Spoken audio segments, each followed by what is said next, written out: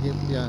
Oh, gago talaga oh. I-share ko lang sa inyo tong nangyari sa akin kanina. Talagang di mo talaga akalain yung mga ganitong sitwasyon. Yung tipong chill na chill ka lang mag-rides, tapos meron mga ganitong pangyayari mga lodi. Mapapansin yung mga lodi, napakaluwag dito ngayon sa may Capitol Commons. So approaching na ako nito ng Show Boulevard. Pupunta kasi ako nito ng Shangri-La. At makikita mo naman dyan talaga sa bandang kaliwa o yung Show Boulevard, wala kang matatanaw dyan ng jeep. Kaya lang mga lodi, magugulat ka na lang saan siya nanggaling. Oh.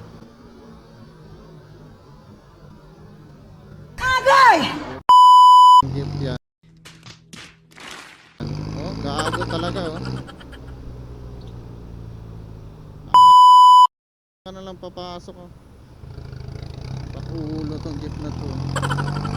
Parang sinadya talaga niya oh. Parang naghahanap talaga siya ng aksidente. Wala namang pumara doon at wala ding bumaba. Walang pakialam eh. Dire-diretso lang bulusok.